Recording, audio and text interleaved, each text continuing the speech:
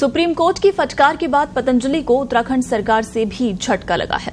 उत्तराखंड औषधि नियंत्रण विभाग के लाइसेंस प्राधिकरण ने पतंजलि की दिव्य फार्मेसी कंपनी के 14 प्रोडक्ट्स पर बैन लगा दिया है। दिव्य फार्मेसी के इन उत्पादों पर भ्रामक विज्ञापन मामले में ये बैन लगाया गया है। दिव्य फार्मेसी के जिन प्रोडक्ट्स पर बैन लगा है उसमें स्वसारी गोल्ड, स्वसारी वटी, दिव्य ब्रोंकोम, स्वसारी प्रवाही, स्वसारी अवलेह, मुक्तावटी, एक्स्ट्रा पावर, लिपिडोम, बीपी ग्रिट, मधुग्रिट, मधुनाशिनी वटी, एक्स्ट्रा पावर, लिवामृत एडवांस, लिवोग्रिट, आईग्रिट गोल्ड और पतंजलि दृष्टि आई ड्रॉप शामिल है। उत्तराखंड औषधि नियंत्रण विभाग के नोटिफिकेशन के मुताबिक दिव्य फार्मेसी की ओर से अपने उत्पादों की प्रभावशीलता के बारे में बार बार भ्रामक विज्ञापन प्रकाशित करने के लिए लाइसेंस को रोक दिया गया है। सुप्रीम कोर्ट ने हाल के हफ्तों में अपने कुछ उत्पादों के भ्रामक विज्ञापनों को रोकने के निर्देशों का पालन नहीं करने के लिए पतंजलि आयुर्वेदा को फटकार लगाई थी।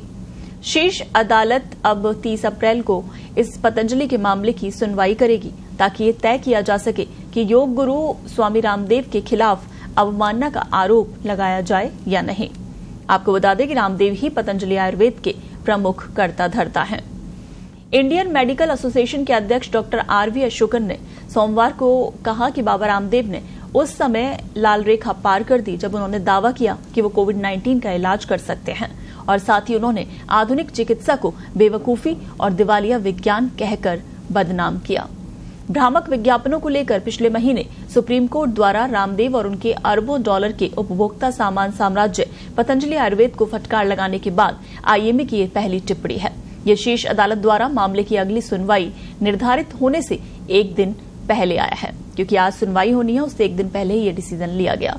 शीर्ष अदालत आईएमए की 2022 की याचिका पर सुनवाई कर रही है, जिसमें कोविड टीकाकरण अभियान और चिकित्सा की आधुनिक प्रणालियों के खिलाफ बदनामी का अभियान चलाने का आरोप लगाया गया है।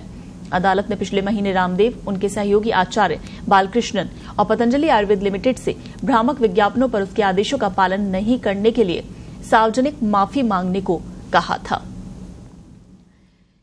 वहीं आपको बता दें कि यह भी कहा गया है कि दुर्भाग्यपूर्ण है कि सुप्रीम कोर्ट ने आईएमए और निजी डॉक्टरों की प्रथाओं की भी आलोचना की। उन्होंने कहा, अस्पष्ट और सामान्यकृत बयानों ने निजी डॉक्टरों को हतोत्साहित किया है। हम ईमानदारी से मानते हैं कि उन्हें देखने की जरूरत है कि उनके सामने क्या सामग्री थी।